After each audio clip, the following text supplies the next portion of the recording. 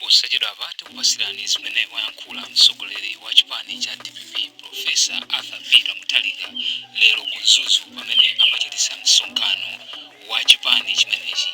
Ndipo Profesa Peter Muthalika lero pa 21 September 2024 Wayankhura chonchi ku mtundu wa Amalawi ku Mzuzu.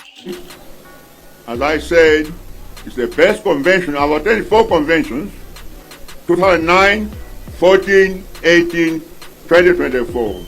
This was the best convention, ya DPP. Dinagwizana, komaso na sanga sogoyambi, asopano, asogori agwinogambi. Then komaso na sanga chinyamata, komaso azimai. Mongamu Central Executive Committee, muli anthu 9. So pa anthu 9 wa 4 ndazimai ndachinyamata DPP oye.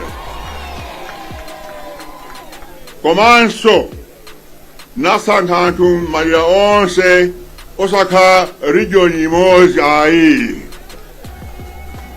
Ngati kumpolo kuno nasankha Honorable Jabe Muhango amene amachoka ku Rumpi kuti akhale vice president wa kumpoto.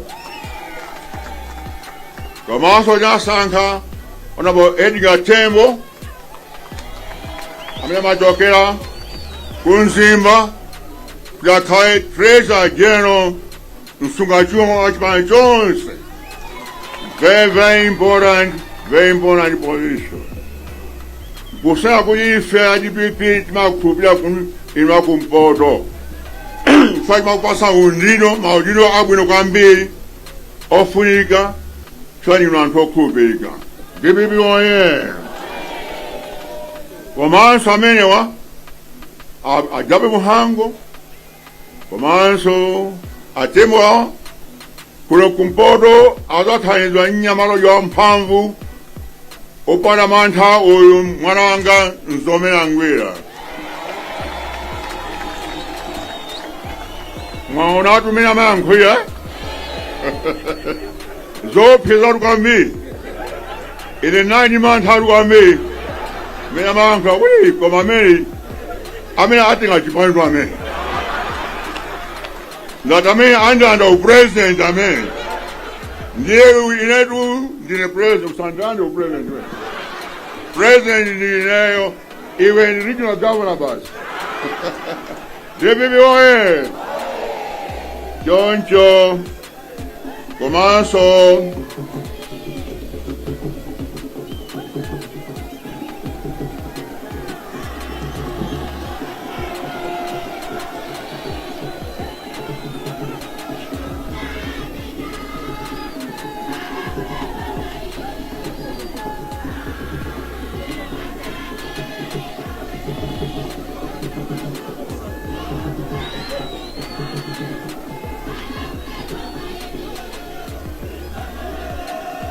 DPP oye.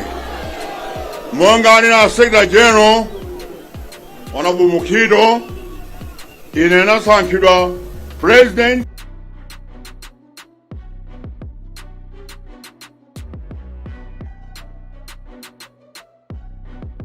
komanso candidate wa DPP next year. Nasankhidwa popanda mpikisano ayi akemi anobozi. Anthu onse amene afuna kukhala kupikisanani kha anathawa kha anayi ndi mantha kwaziwa kuti anayi ndi ulemu. So they know I'm their father. So they decided, all of them, but this time Saima wouldn't ine. So this is my last time for him for president. Yo, by 2030, are you ready? Don't like the support, I mean, could I take a Japanese, you know? So this is my last time. This is Japanese in Boma, and then Tiamba Smauta, Kativeti, Akinyamata Asobano, could I take a Japanese by 2030. Debi boye. In another meza, kuti ndime, makamkuziwa, nothing 1 year in Savomezi. So I was not sure kuti ndime also kachiwe, kachitatu.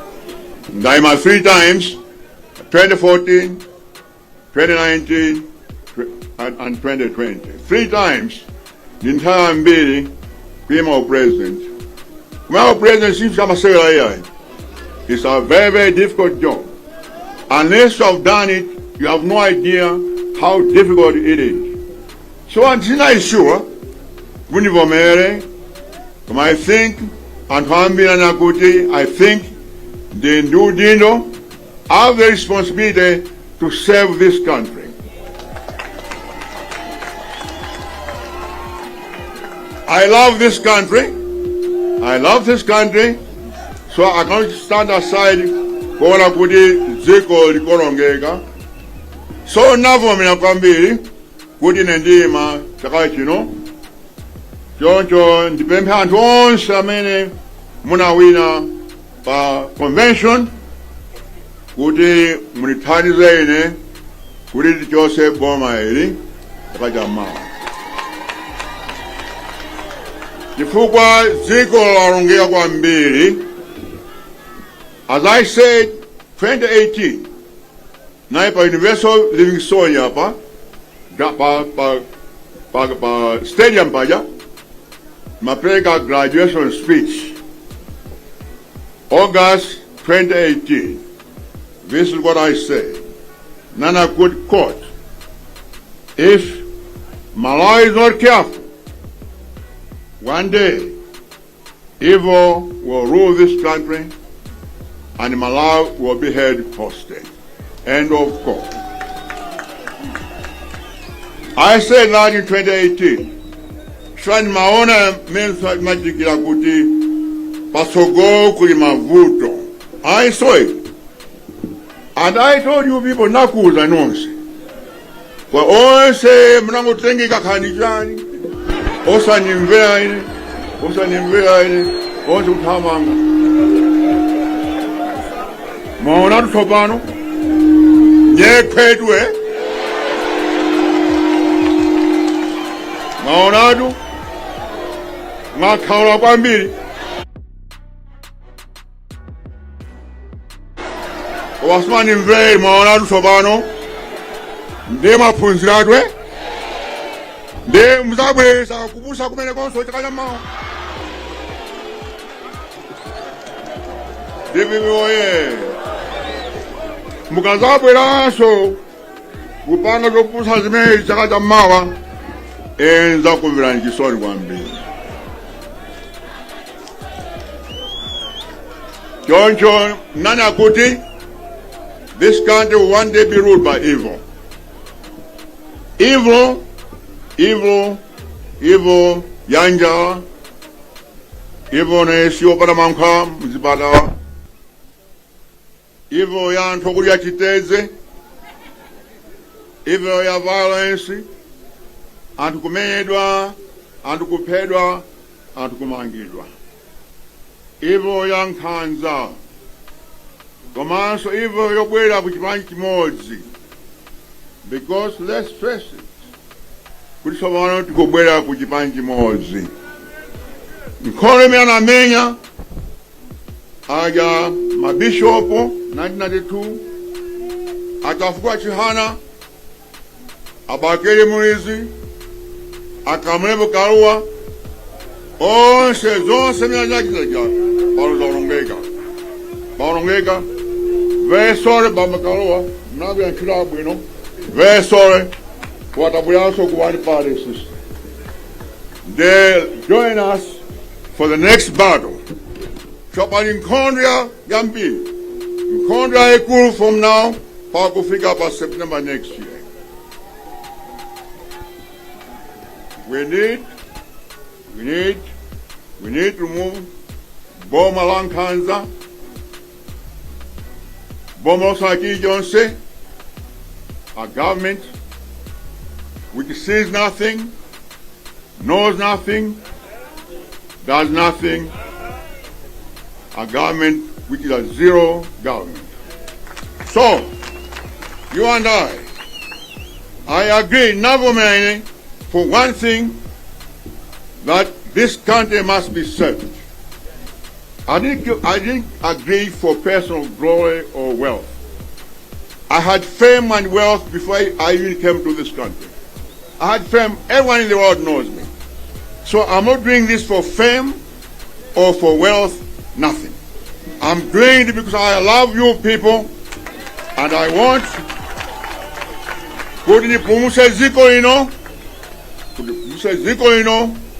from the jaws of evil and the jaws of crocodiles. So that's my view.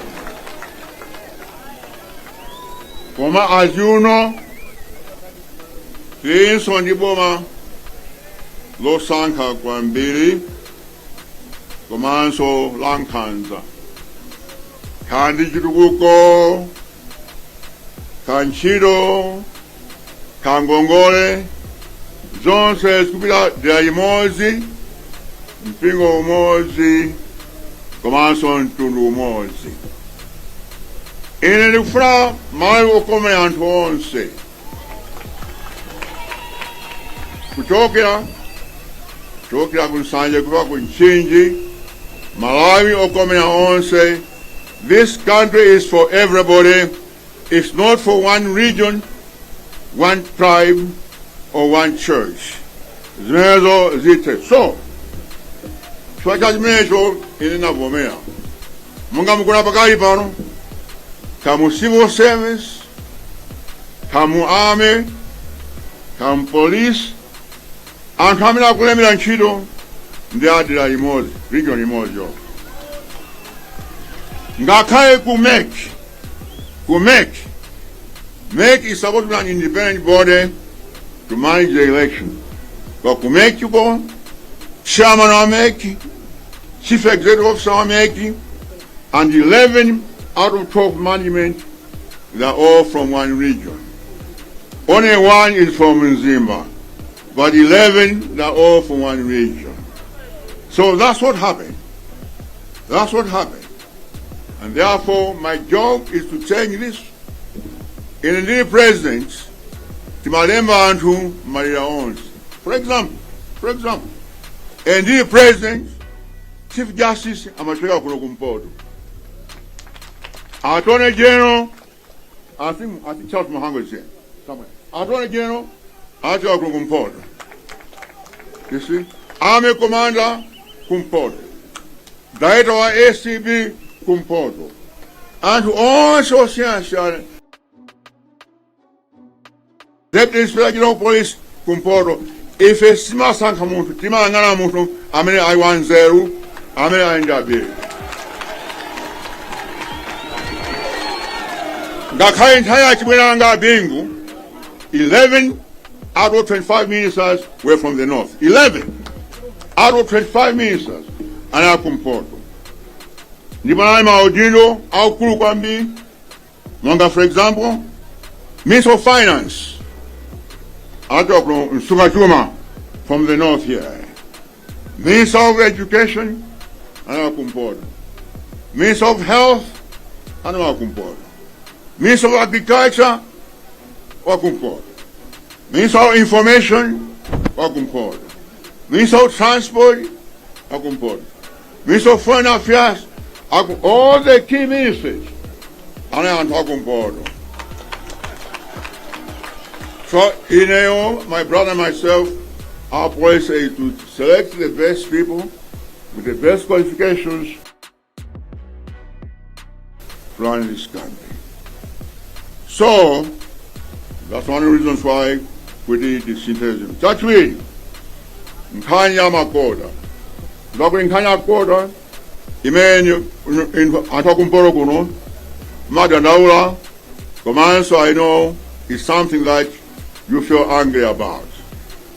Nkanya Yakoda, in Amalawi, my Congress Party, 1989.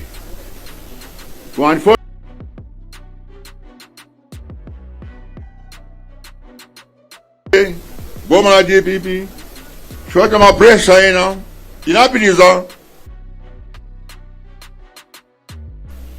Komenta bwera mboma. By April 2020, I abolished the quota system, spichanga ku Rumpi Central. Rumpi Central, I abolished the quota. So, the people here. So when people tell you, when you want to stop my quota system, I'm the one who abolished the quota system. Now, Kurokumporo, development. I'm not going to fight GP, like the Giron Kurokumporo. Where's that boy? Because I am MCP. But it's rule 6. And I'm not going to promise. Joamba, I like that promise. Could the campus Yanzu University? Azamanga campus Yasopano. What am amanga imene? Sana mange driyai. Ngakhe library ja imene kumangidwa namba ndineyo. Jibi moye.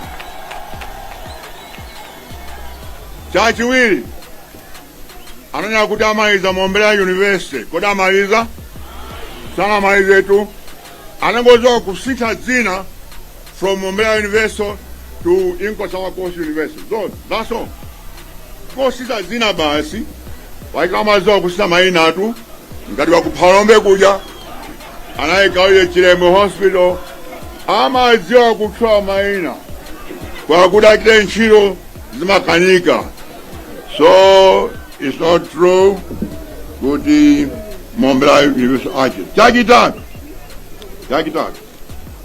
Anakuza nikuti maprogramu onse minasiya Kurokumpoto miseu masukuzi pata azamaiza. Koda amaiza zimenezo? Nothing. Chakinayi. Anakuna kuti apanga njanje cheka pasaima kudusa kuno mpaka kumbeya. Apanga zimenezo? Paribe. Chakinai.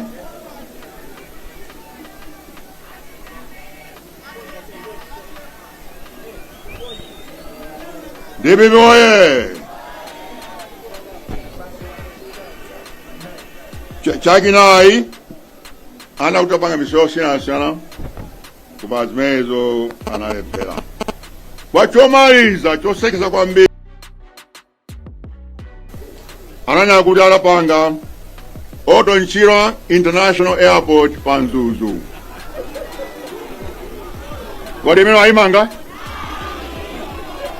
Zonse zimene analonjeza Kurokumporo palibe chimodzi chimene anachita ayi tibiboye. Koma ife tikabwera pa September next year. From September 17th, tikonza zonse tipitiza. Oh yes. Come on, I like that promise. Putting Kadabe, Nikaronga, Izaka City, Osak Council. Ajilazimenezo. You see? So chicho sekmena nakuzani. Awala kukunamizani kuno. Amafuna mavori anu basi. Amafuna mavori anu. Choncho mkuzoa zimenezo. Chakachamawa. Zimanjamanu koma ife ADPP akanashoyo kuti kuno napanga zuozo siyana mphaya chimenanga bengu napanga program ma project 11 mphaya ineyo ndi jape yo Minister of Transport napanga program 39 projects in 4 years. 39 projects. Entire bingu anapanga zosiyana ngati for example Mzuzu Hospital, Kalabe Hospital, Gender Rural Growth Center, Karanga Chitipa Road, Ekwenene Zondeni Road, Mzuzu Hospital, Masailo, Fuel Reserves, Zones Rakida Abengu in 4 years. In Entabwera, in 4 years. Namanga, for example,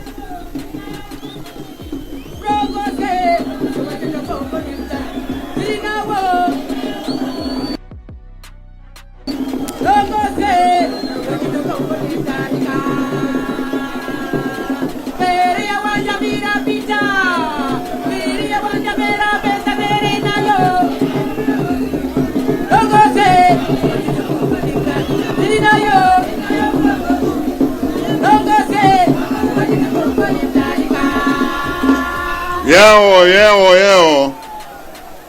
Intabwera ineyo DPP oye. Inamanga, for example, Mzuzu Nkalabe Road. Namanga imeneyo. Komanso Kaonga Zomwe Road.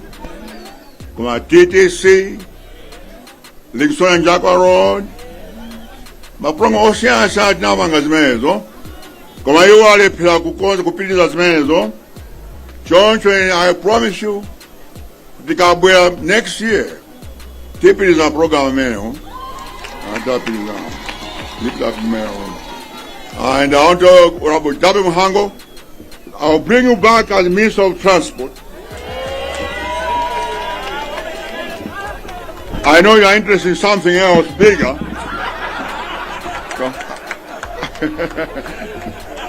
I'll bring you back as Minister of Transport. DPP oye! Yesu bona basogolo. Maplan ndorani pasogolo. Jomba, ife tipiti za program maka achinyamata.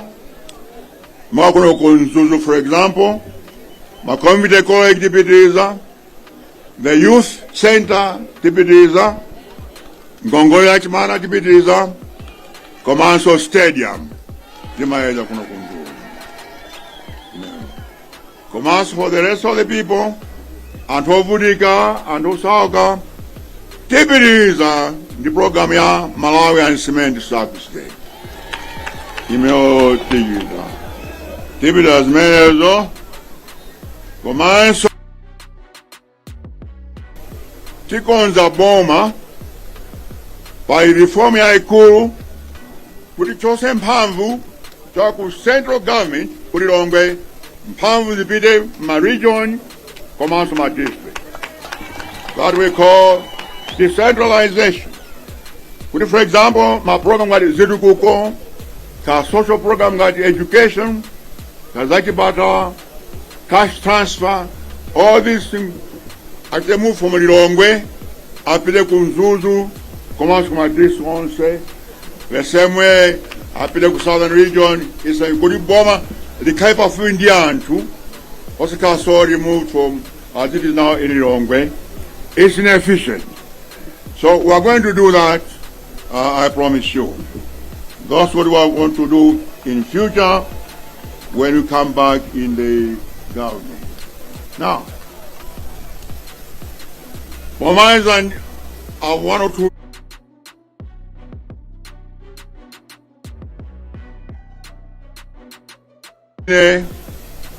plan yanga chikubejani kuti when I leave this presidency, that's okay, DPP ili mboma.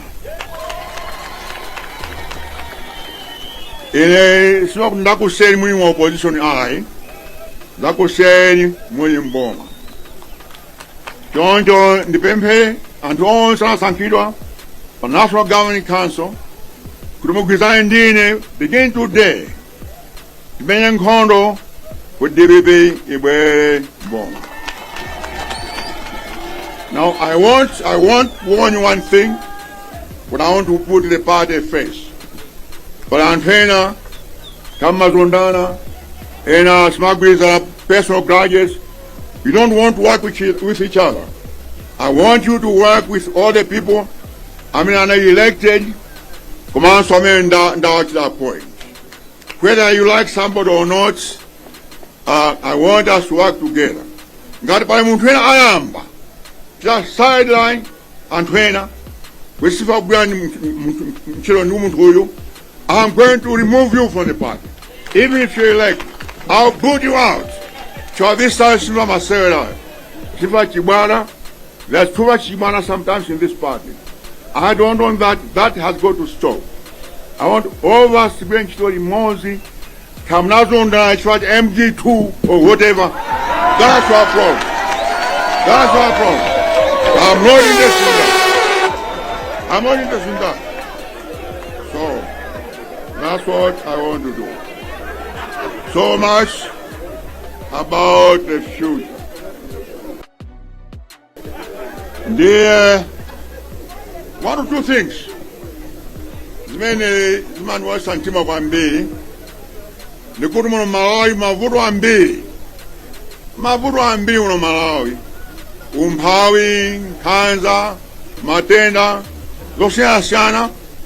Koma ndikudabwa kwambiri kuti magulu amene ntchitoyo ndikuti kuzunza boma, ma civil society, ampingo, ndi ena osiyanasiyana sitchula zina lawo, they have all remained silent. Everyone is completely silent. Safuna kuzuzula boma, safuna kuyankhula chilwa chifukwa chani. Koma I tell you what, as Martin Luther King said during the March on Washington in August 1963, those who permit evil are as guilty as those who commit it. So, anthu amakhalachete kanchifukwa chani ndikuti kuti ambiri amene mali kususa boma, I think kuje masikolo ambiri ali mkamwa mukulepha kuyankhula cha masikolo ali mkamwa. I want to call you, love this country. This country is going in a wrong direction. This country is on a path of destruction. Let us stand up and say something and save this country together. No excuses. So that's what I want to ask you all to do. That's we. Ndipemphe a president zinthu zitatu. Choyamba ndipemphe a president kuti ayimise rigging imene NRB ikuchita. The rigging must stop. Let the will of the people prevail. Anthu asankhe munthu amene akumfuna chipale chimene akufuna. That's all. Let's not impose ourselves a rigged election. In mpikisano anthu akhale ndi ufulu kusankha boma imene akufuna. And let all accept what's now nonge ndi ma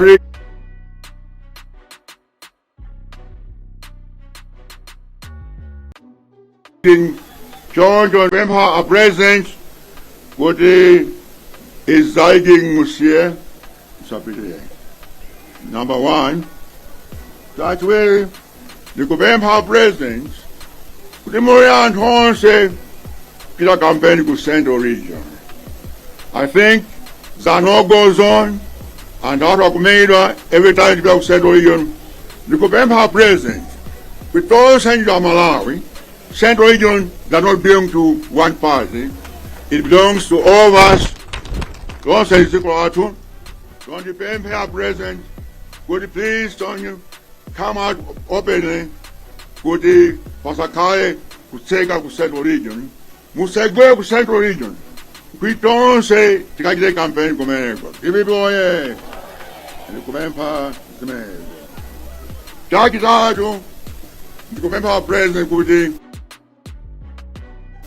violence, nkhanza, Monsieur, nkhanza ya boma, komanso nkhanza ya chipani chanu, zimene Monsieur.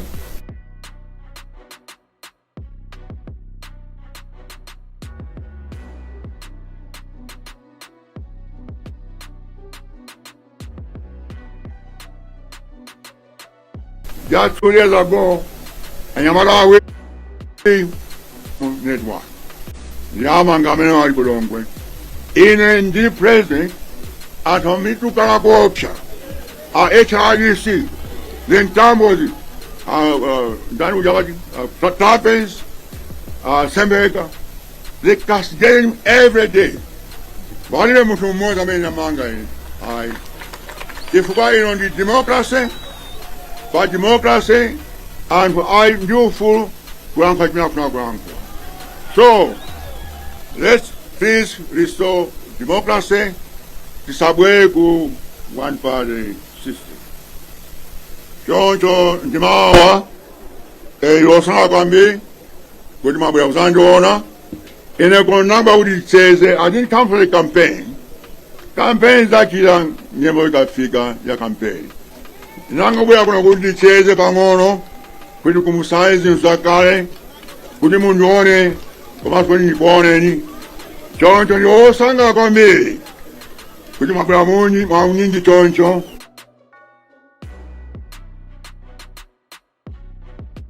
Ubale umene upitirize ubale umene mpaka pa September 15th 2025 komanso kupitiranso pa 2025 choncho ndikuti zikomo kwambiri amene kudalitsa nonse zikomo. Kuyankhula kwa president wa chipani cha DPP amene ali former president wa dziko lino la Malawi pamene amachititsa msonkhano lero pakatoto ground ku Mzuzu.